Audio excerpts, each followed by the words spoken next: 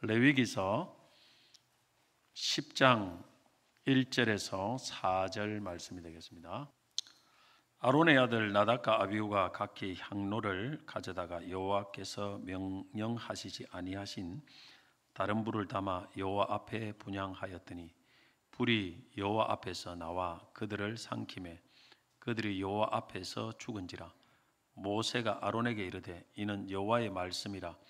이르시기를 나는 나를 가까이 하는 자 중에서 내 거룩함을 나타내겠고 온 백성 앞에서 내 영광을 나타내리라 하셨느니라. 아론이 잠잠하니 모세가 아론의 삼촌 우시엘의 아들 미사엘과 엘사반을 불러 그들에게 이르되 나와 너희 형제들을 성소 앞에서 진영 밖으로 메고 나가라 하매. 아멘. 예배를 가볍게 여기지 마십시오.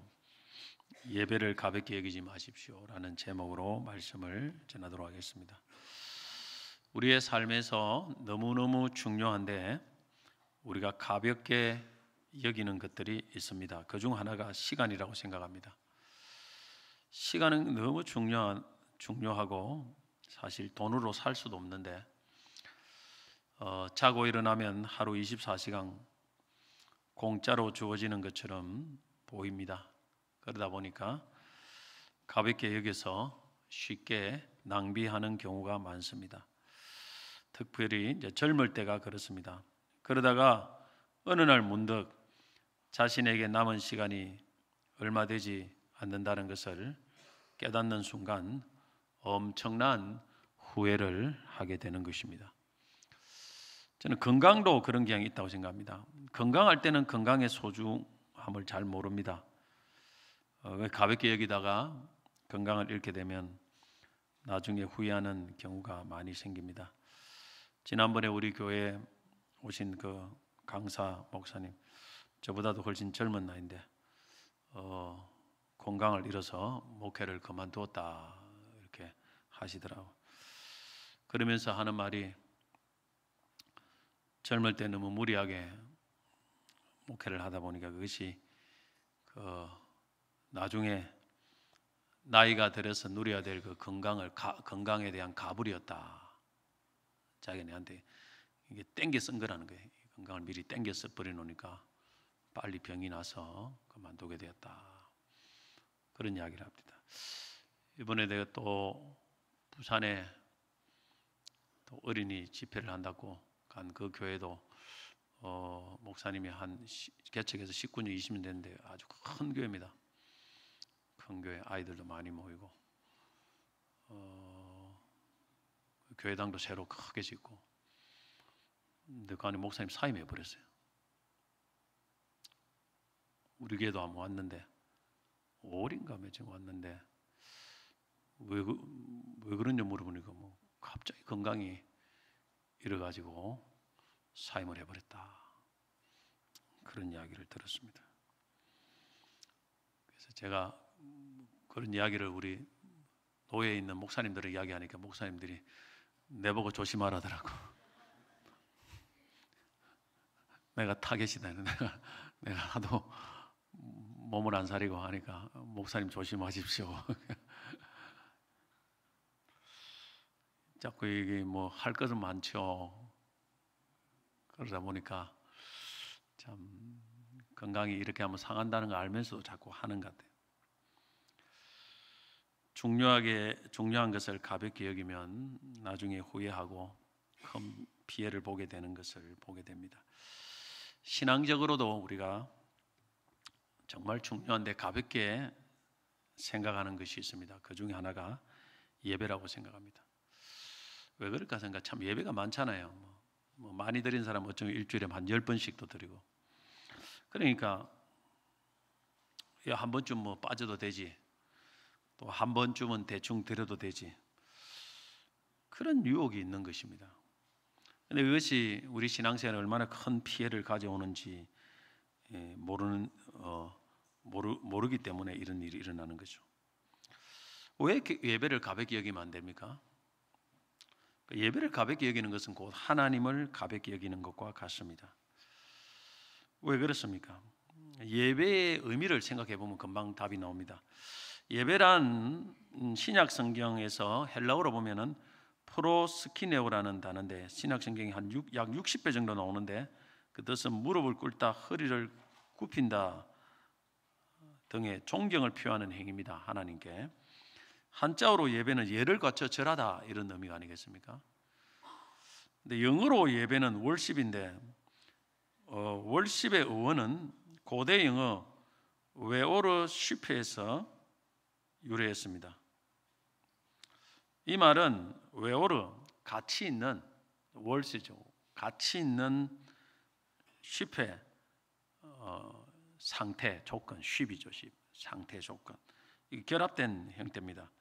그래서 월십의 원래 의미는 가치를 부여하는 상태, 존경을 표할 가치가 있는 그런 뜻입니다.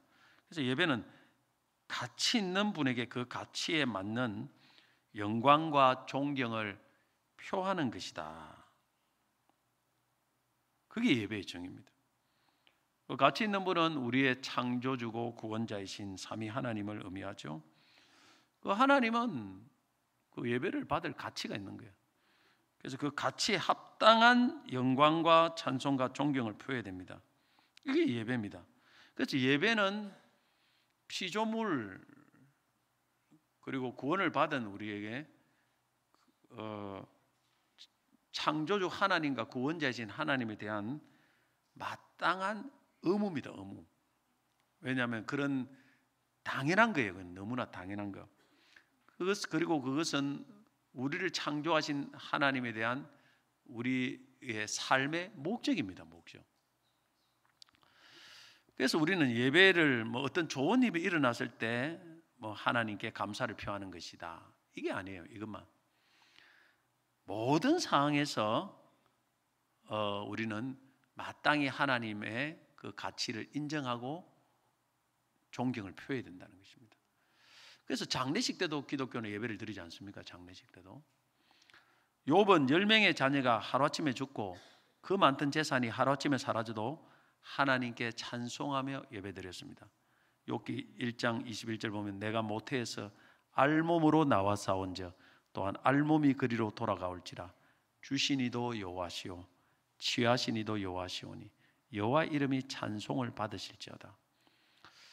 예배는 뭐를 받기 위해서 하는 게 아니에요. 사실은 이 기복신앙 뭔가 좋은 것은. 그래서 그 어떤 수단이 아닙니다. 어떤 하나님 앞에 좋은 걸 받기 위한 수단이 아니고 주권자이신 하나님을 인정하고 높이고 찬양하고 예를 갖추는 거예요. 저는 사극에 보면은 참 임금이 사약을 내리는 경우가 있습니다. 신하에게. 그러면 신하가 그 사약을 받고 흰 옷을 입고 임금 앞에 절을 꼭 합니다. 절을 하고 사약을 받아요. 참 이해가 안 돼요. 사약을 내리는 임금한테 왜 예를 갖춥니까? 막 욕을 하고 막 난장판을 피우고 이렇게 죽어야 되는데 저는 이걸 보면서 이것이 이제 예배의 정신이다. 설령 임금이 사약을 내려도 그 임금이기 때문에 마땅히 예를 갖춰서 존경을 표해야 된다는 거예요. 예배도 마찬가지입니다. 하나님이 우리에게 무엇을 내려주었든 간에 어떤 것을 우리의 삶에 주었든 간에 마땅히 하나님은 하나님이기 때문에 거기에 대한 우리가 예를 갖춰서 존경을 표하고 찬송을 해야 된다. 이것이 예배입니다. 여러분들 잘 아셔야 됩니다. 보통 우리가 하나님께만 돌리는 것을 영광이라고 합니다. 영광.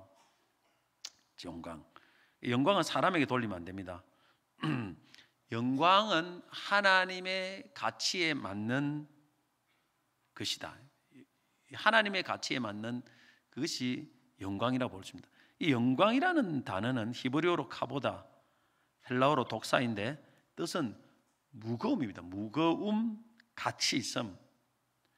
이게 하나님의 무거움, 무게입니다. 무게와 가치에 맞는 것을 돌려드린 것이 영광이에요.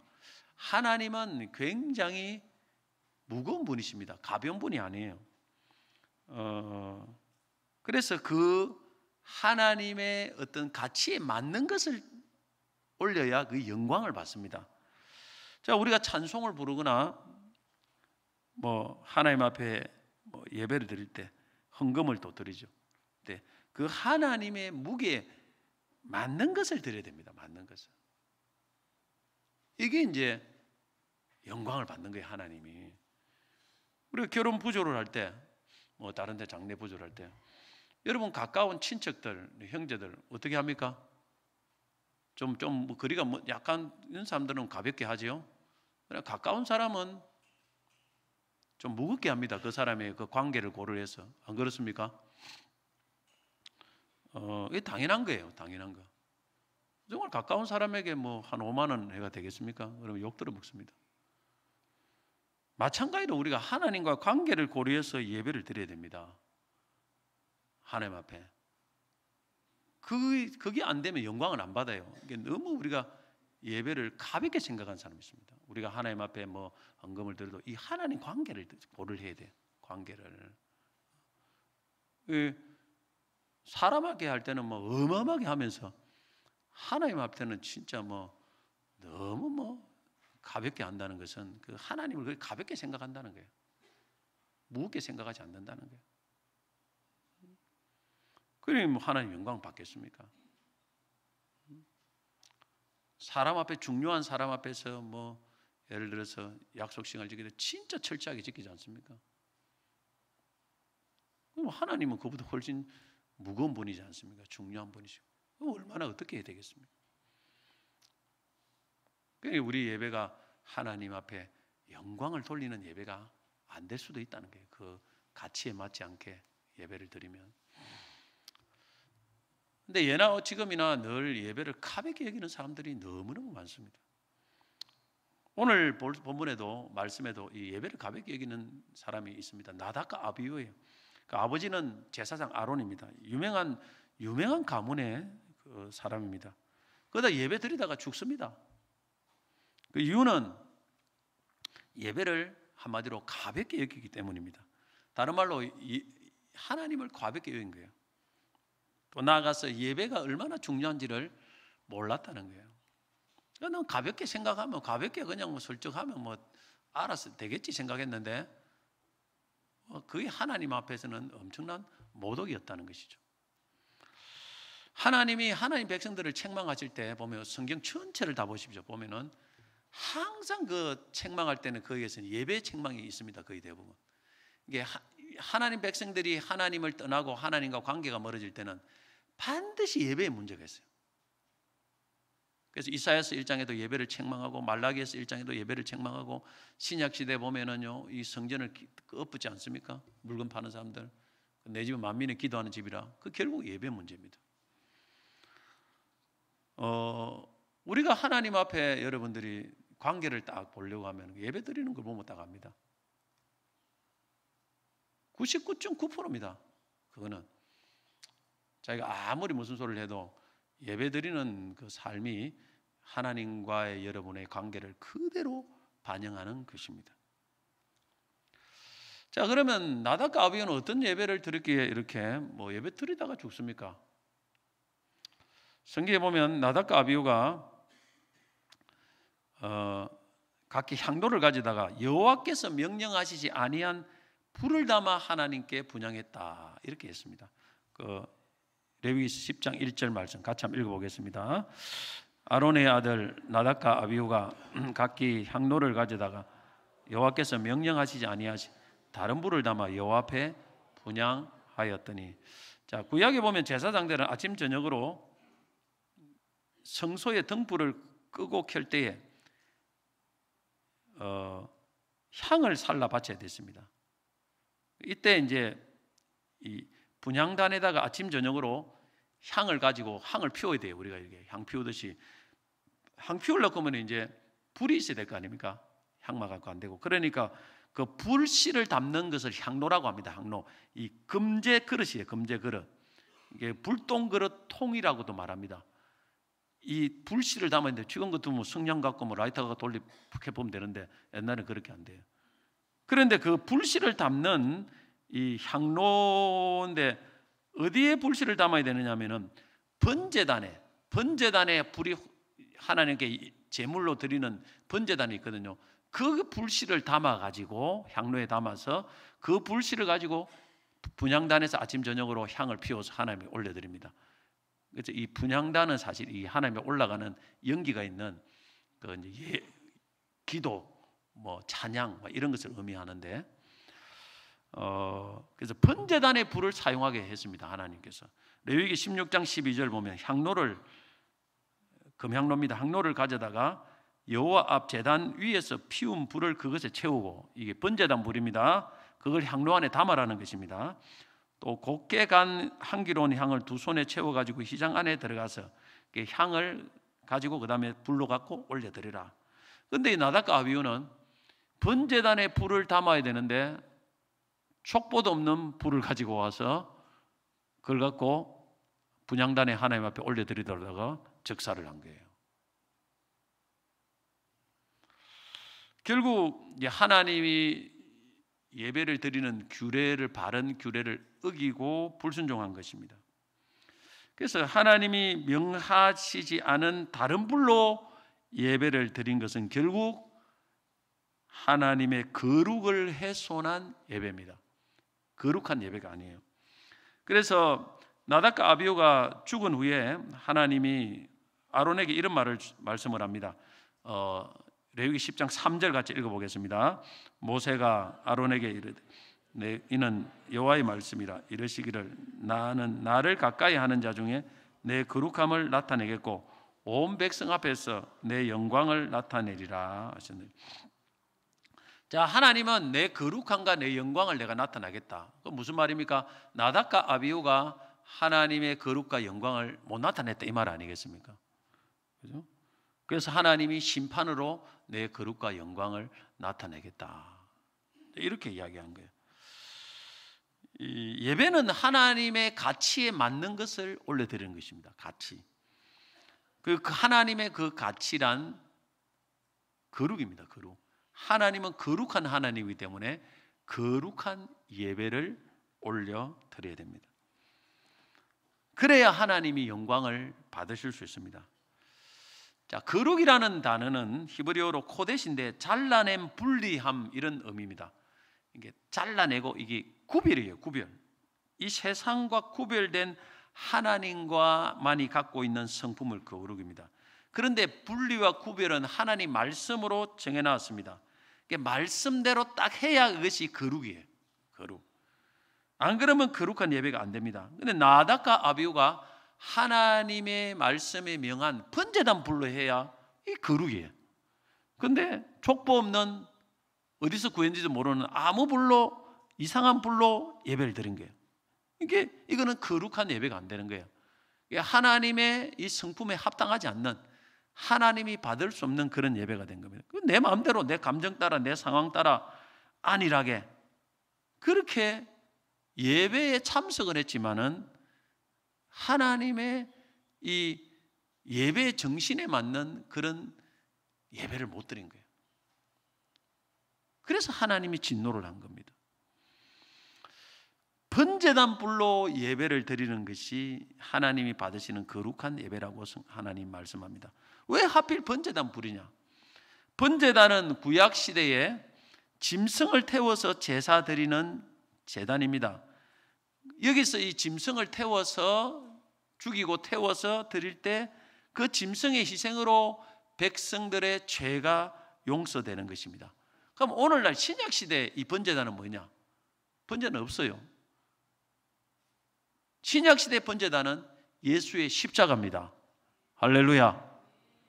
십자가에서 구약 시대 번제단 같이 죄가 용서받는 거예요. 예수님이 여기서 우리 죄를 위하여 죽으시고 피를 흘리셨어요.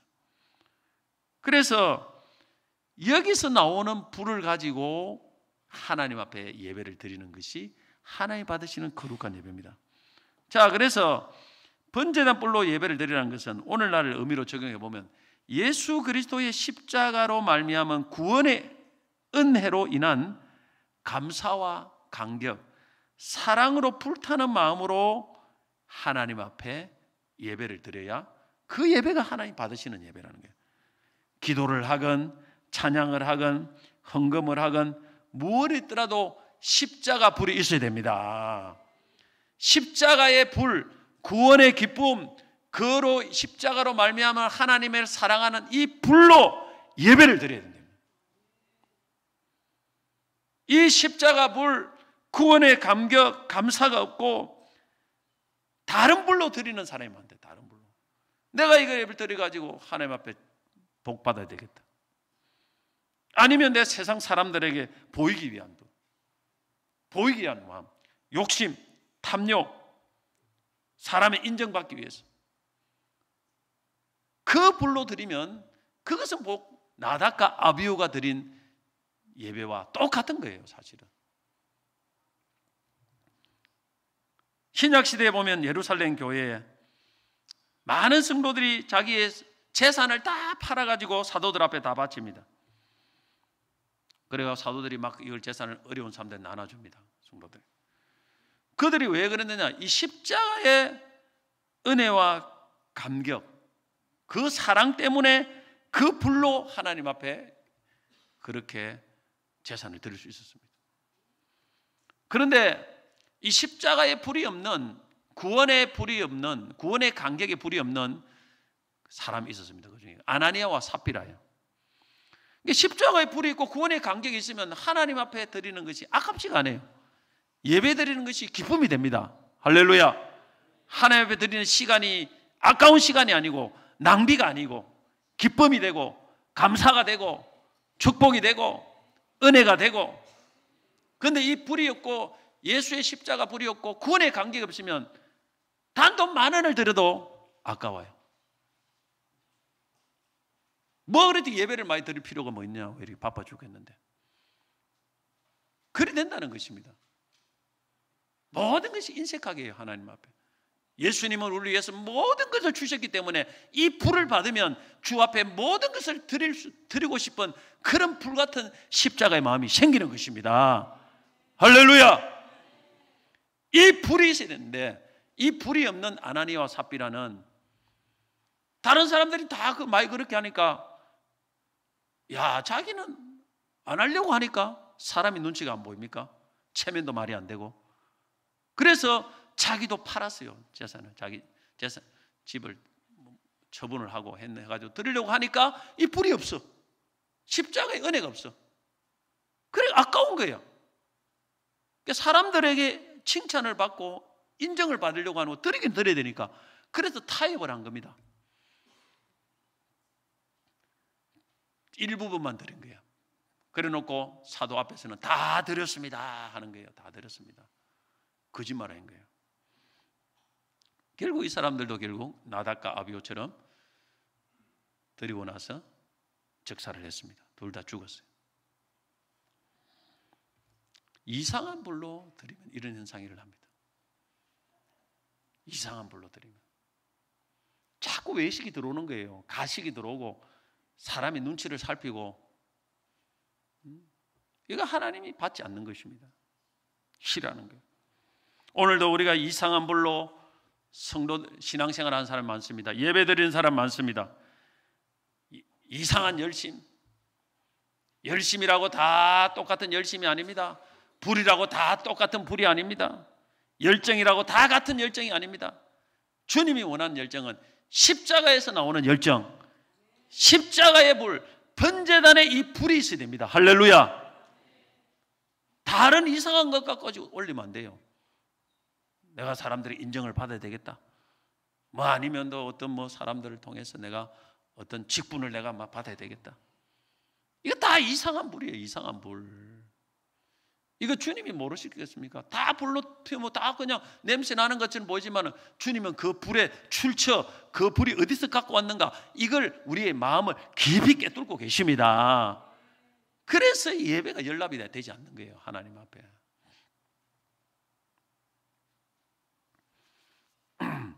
그러면 왜 나답과 아비후는 하나님 명하지 않는 다른 불로 예배 드렸을까요?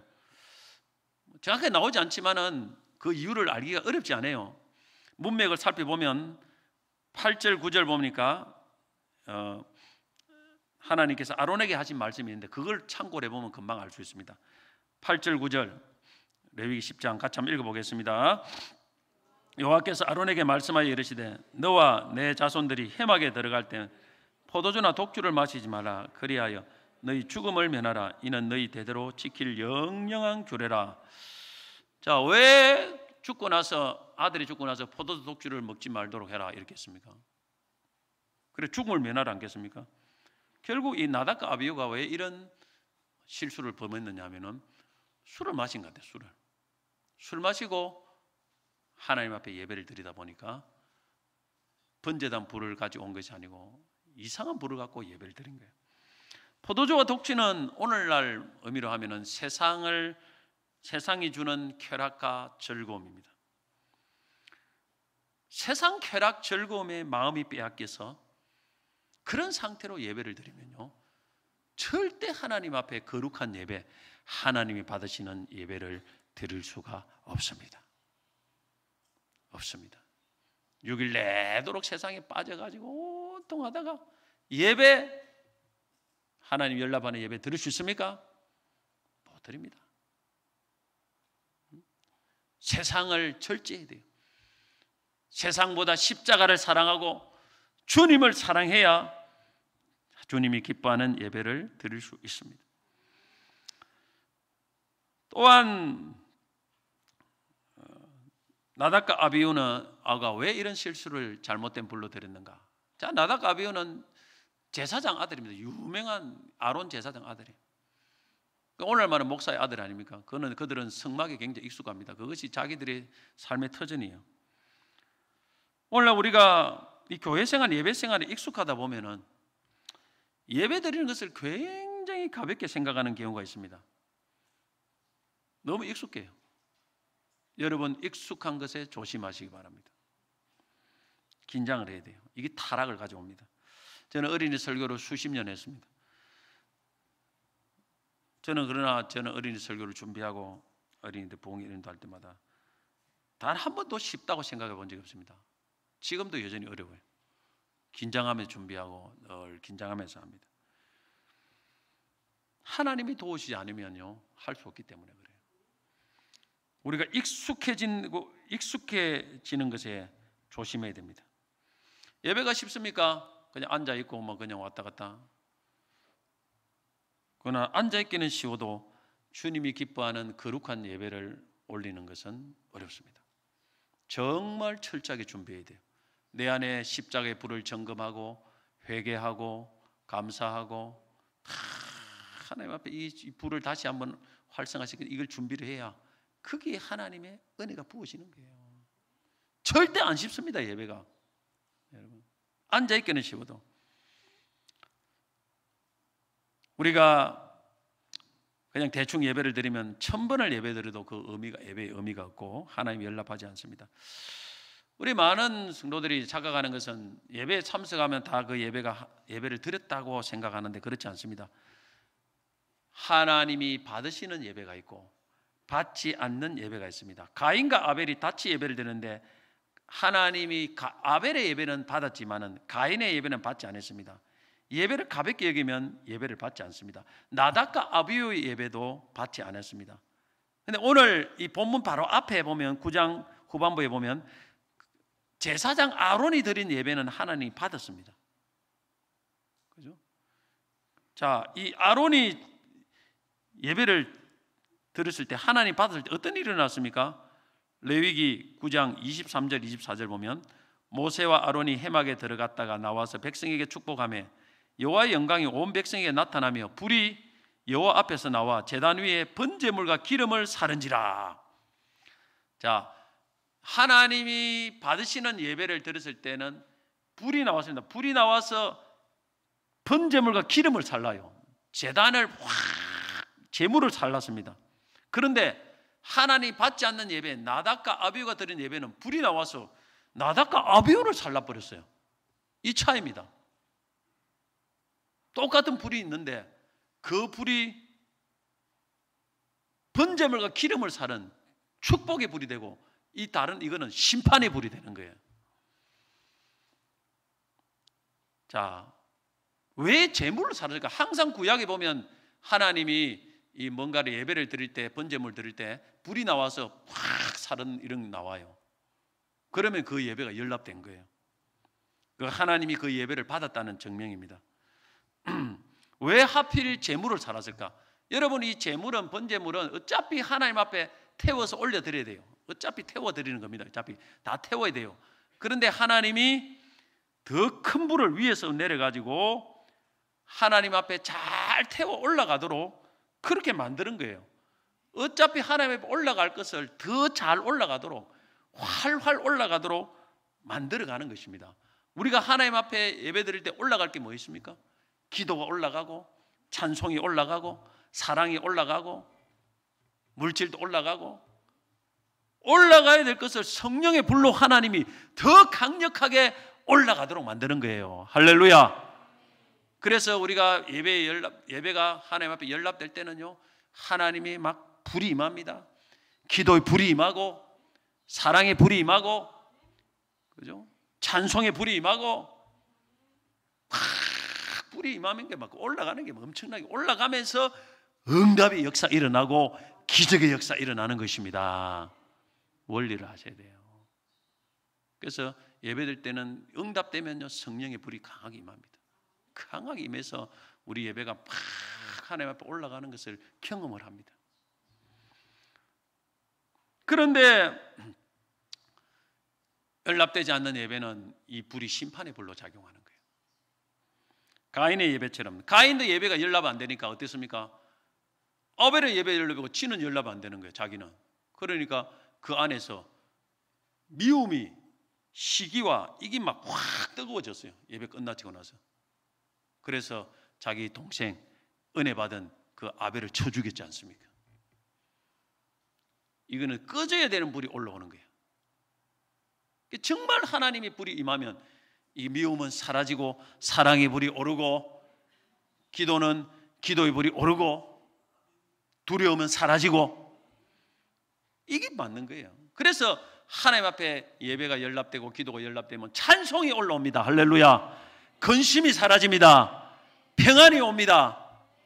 그게 바로 예배가 연락된 증거예요. 나갈 때 찬송이 입에서 술술 나와야 돼요. 그러면 그 하나님께서 그 안에서 예배를 연락한 거고, 마음이 시원합니다. 할렐루야.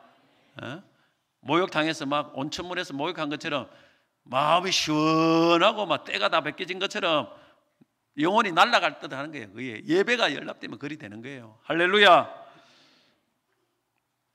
그래서 여러분, 예배가 중요한 것은 예배가 성공하면 내 삶이 성공이 일어납니다. 성령께서 불이 임하기 때문에 그렇게 되는 거예요. 그러나 예배 실패하면요, 삶이 변하지 않든지 나쁜 쪽으로 변화되는 거예요. 그래서 예배를 가볍게 여기면 안 됩니다. 우리의 삶의 키는 어찌 보면 예배가 갖고 있다고 해도 과언이 아닙니다. 할렐루야. 요한복음 4장 23절에 보면 예수님께서 이런 말씀이 있습니다. 아버지께 참되게 예배하는 자들은 영과 진리로 예배할 때가 오나니 곧 이때라. 아버지께서는 자기에게 예배하는 자들을 찾으시느니라. 야, 예배하는 자를 찾는다는 게 하나님이 찾아서 마음으로 뭐 하려고 찾습니까? 하나님이 은혜 주시려고 찾습니다. 복 주시려고 찾습니다. 사용하려고 찾습니다. 나는 이 찾는다는 이 말이 엄청 중요한 것 같아요. 그러니까 여러분, 하나님이 예배한 자를 찾는다는 것은 그렇게 바른 예배를 드리는 사람 많지 않다는 것이고, 찾으면 반드시 바른 예배를 드리는 그곳에는 반드시 하나님의 은혜와 복이 임합니다. 우리가 예배를 30년, 50년 드리고 복 못 받는 것은 바른 예배를 드리지 못하기 때문에 그런 거예요. 정신을 차리고 우리 자신을 돌아봐야 됩니다. 예배하는 자를 하나님 찾는데 내가 주님이 기뻐하는 예배자가 되면 왜 하나님의 역사가 일어나지 않겠습니까? 안 그렇습니까, 여러분? 성경이 잘못된 겁니까? 하나님이 진정으로 예배하는 자 있을 때 하나님이 쓰임받지 않는 사람이 하는 사람도 없습니다. 복받지 않는 사람이 없습니다. 물론 이 복은 영적인 복을 말하겠죠. 다 하나님의 기하게 쓰임받습니다. 다윗의 경우를 보십시오. 들판에서 양을 치면서 하나님 앞에 찬양하고 예배드렸습니다. 시편은 찬양인데 시편 절반이 다윗이 쓴 겁니다. 얼마나 진실된 찬양을 많이 드렸으면 하나님이 다윗이 수금을 탈 때 귀신이 떠나갈 정도입니다. 여러분, 진실된 예배를 오랫동안 드리면 그 예배에 능력이 나타납니다. 왜냐하면 하나님이 그 예배를 기뻐하기 때문에 성령의 강력한 임재가 있습니다. 그죠? 그러면서 자기도 모르게 능력이 나타나고 변화의 역사가 일어납니다. 진실된 예배를 오래 드리면 자기가 특별히 능력을 광고해도 그냥 나타나게 돼 있어요. 이거는 어쩔 수 없어요. 다윗도 10대 때 나타났으니까 변화가 일어납니다. 그래서 시골 구석에 처박혀 있어도 하나님이 찾아가서 뽑아서 쓰시는 거예요. 예배자를 찾습니다. 할렐루야. 여러분, 바른 예배자가 돼야 돼요. 다윗이 사울왕의 눈을 피해 블레셋 가서 망명 생활할 때 시글락이라는 곳에 머물러 살았는데, 그때 이스라엘과 블레셋이 전쟁이 일어납니다. 다윗이 블레셋 왕에게 신임을 받고 있던 차에 다윗은 자신들의 부하를 이끌고 여자와 아이들만 남겨둔 채 전쟁에 참가합니다. 그런데 바로 그때에 남자들이 없는 사이에 아말렉 족속이 여자들만 아이들만 있는 시글락을 침공해서 집을 다 불태워버리고 여자와 아이들을 다 사로잡아 버립니다. 다윗이 전쟁 때 돌아보니까 엉망진창이 돼버린 거예요. 이 광경을 보고 절망을 합니다. 다윗의 부하들은 돌로 다윗을 쳐 죽이려고 합니다. 그때 다윗이 가장 먼저 했던 행동이 뭔지 압니까? 하나님께 예배하는 것입니다. 에봇을 갖고 오라 해가지고 예배를 드립니다. 그리고 하나님께 도움을 구합니다. 사무엘상 30장 7절 8절 다윗이 아히멜렉의 아들 제사장 아비아달에게 이르되 원하건대 에봇을 내게로 가져오라. 아비아달이 에봇을 다윗에게로 가져가며 다윗이 여호와께 묻자와 이르되 내가 이 군대를 추격하면 따라잡겠나이까 하니 여호와께서 그에게 대답하시되 그를 쫓아가라. 내가 반드시 따라잡고 도로 찾으리라. 결과가 어떻게 됐습니까? 하나님이 도우셔서 아말렉을 물리치고 모든 것을 다시 회복했습니다. 어떤 절망적인 상황에서도 하나님 앞에 예배가 귀하다는 걸 알고 예배할 때 하나님께서 은혜 주시고 회복시켜 주시는 것입니다. 나이가 많이 드신 성도님들은 예배를 사모하고 마지막까지 예배 드리다가 천국 갈 수 있기를 기도하시기 바랍니다. 얼마 전에 또 요양병원에 가니까 어느 성도님이 누워 계셔요. 그래, 이런 다리를 못 움직이겠다는 게 아파서. 그래서 집사님, 여기서 요양병원에 있다가 그럼 천국 가겠습니까? 아니면 예배 드리다가 천국 가고 싶습니까? 그러니까 예배 드리다가 천국 가고 싶다게. 그러면 일어나십시오. 일어나야 됩니다. 보더라도 이대로 있으면 그냥 돌아가실 때까지 여기서 못 나옵니다. 그래서 어떤 찬양을 좋아합니까? 이게 나의 죄를 씻기는 예수의 피밖에 없는데 그거 좋아한다게요. 그 자리에도 찬양을 하고 예배를 드리고 그러니까 찬양을 따라 부르시더라고요. 힘이 없는데. 제가 많이 보면서 예배를 사모하고 정말 하나님 앞에 나오는 성도들이 다 마지막까지 많은 부분 100%는 아니겠지만 많은 경우 마지막까지 예배 드리다가 천국 가는 걸 많이 봤습니다. 미리미리 예배를 사모하고 그거 진실되게 이야기해야 돼요. 예배를 사모하는 사람을 너무너무 기뻐하는 거예요, 여러분. 그런 사람 하나님 예배 드리라고 그렇게 마지막까지 예배를 드리게 하십니다. 새벽기도 나오고 이러면 다 하나님 마지막에 다 100%는 아니지만 막 그런 경우가 엄청 많아요. 어느 분은 기도하다가 기도를 너무 열심히 하는데 기도하다 천국 가게 해달라고 결국 기도하다가 하나님이 부름을 받았습니다. 여러분, 우리가 소원을 가지고 그걸 사모해야 돼요. 얼마나 기뻐하는지를 알아야 됩니다. 어느 근사님 미국으로 이민 왔는데 영어를 잘해야 먹고 살 것 같아서 영어 학원에 등록하려고 하니 강의 시간이 수요일과 금요일 밤뿐입니다. 등록을 안 하자니 먹고 살기 힘들고 하자니 수요일 금요일 예배를 빠진 양심의 가책이 오고 그래 기도를 했답니다. 그 중에 기도 중에 영어가 나와 우리 가족을 먹여 살리나 하나님께서 복을 주셔야 살지 그런 마음이 들더랍니다. 그래서 수요 예배 금요일을 택하고 가감히 영어 공부를 포기했답니다. 그리고 자동차 정비소를 차렸는데 이는 기술로 하는 사업이어서 영어를 잘 못해도 별 지장이 없더랍니다. 그런데 하나님이 사업을 날로 번창해서 거기에서 11조를 제일 많이 하는 성도가 되었다. 뭐 좀 지나친 감이 있지만은 근데 이분의 예배 정신을 잘 봐야 됩니다. 수요일 금요일도 빠지기 싫어가지고 그걸 포기하고 하나님의 때 얼마나 그 예배를 사모했으면 이렇게 하겠습니까? 미국 가가지고 우리가 이대로 할 수는 없지만 예배 정신을 알아야 돼요. 제가 그제 지난 주간에도 또 기도원에 다른 하여튼 기도하러 올라오신 그 성도님 중에 나이가 많아요. 자기 아들이 아마 70이 훨씬 넘어 보이는데 자기 아들이 중학교 때부터 고등학교 때 얼마나 신앙생활을 하는지 중학교 때부터 뭐 교사를 했다든가 이렇게 하면서 고3이 돼도 하루 종일 예배 교회에 있다는 거예요. 예배 봉사하고 예배 드리고 그러면서 그 아들이 서울대 들어갔다고 하면서 그 아버지가 술 먹고 그렇게 해도 단 한 번도 아버지한테 대꾸하지 않았다고 합니다. 그 아들이. 지금도 얼마나 믿음이 좋은지 모른다. 그런 이야기를 하더라고. 여러분 중고등학교 잘 들으세요. 그게 뭐 해가지고 학원 좀 간다고 성적이 많이 오를 것 같습니까? 믿음을 좀 가져보세요. 하나님 앞에. 정말 하나님께 믿음을 가져야 돼요. 하나님이 기뻐하는 그 예배를 드리면 하나님 그거 알고 계시지 않겠습니까? 하나님이 도와주시면 뭘 못하겠습니까? 저는 하나님을 위해서 살면은 항상 희망이 있어요. 하나님 이번에 또 어떻게 은혜를 주실까 하는 그런 소망이 가득 찹니다. 주를 위해서 정말 기뻐하는 삶을 살면.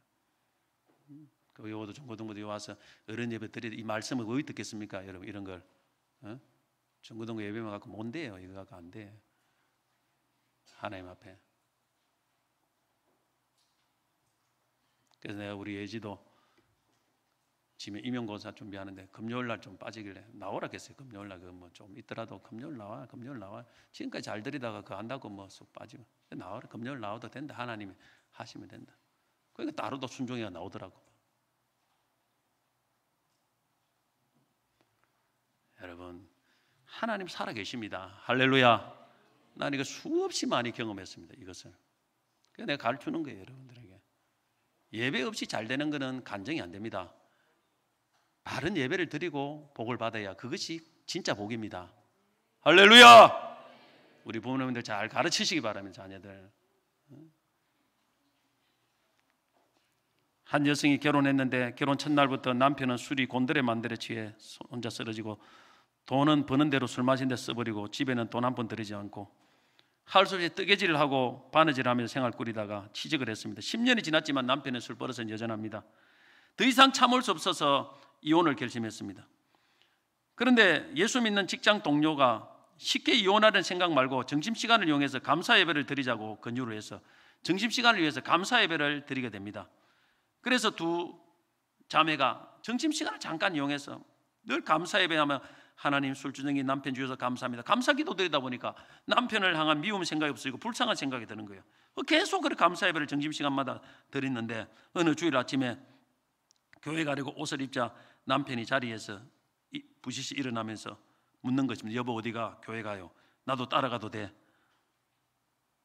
부인이 놀리지 마세요 하니까 남편이 정색하고 여보 농담이야 나도 교회 가고 싶소. 그래가 교회 딱 갔는데 첫날에 눈물 콧물을 회개하고 좋아하던 술 다 끊고 성령 충만 받고 그 후에 부인보다 더 열심히 신앙생활하고 좋은 직장을 얻게 되었다고 합니다. 할렐루야. 여러분 예배를 무시하지 마세요. 모든 것이 다 닫혀도 진짜 여러분 어느 자리에서 내가 예배를 감사 예배도 드리고 하면 하나님의 기적이 일어납니다. 할렐루야.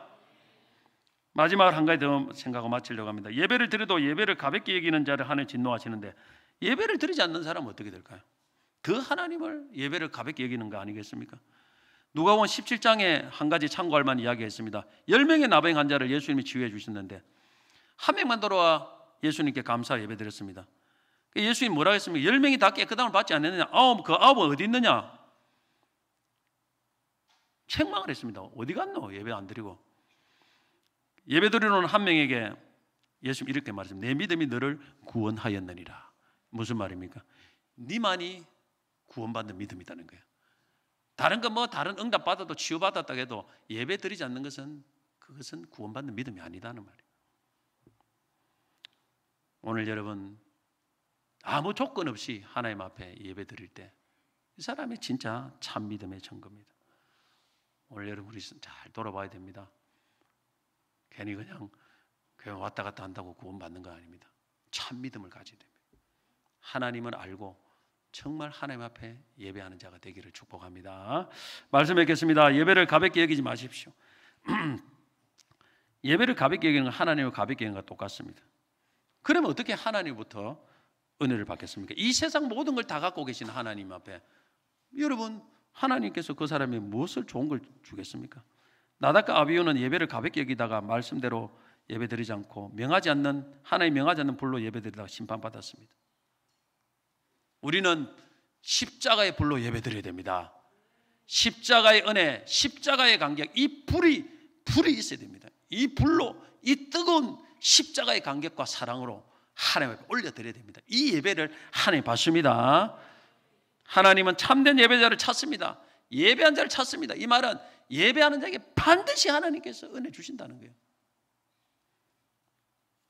하나님은 예배자를 찾아서 은혜 주시고 복 주시기 원합니다. 그래서 그 참된 예배에는 능력이 있고 기적이 있습니다. 오늘 모두가 예배를 가볍게 여기지 말고 참된 예배자가 되어 우리 하나님 앞에 귀하게 복받고 쓰임받는 복된 인생 되시기를 주의 이름으로 축복합니다.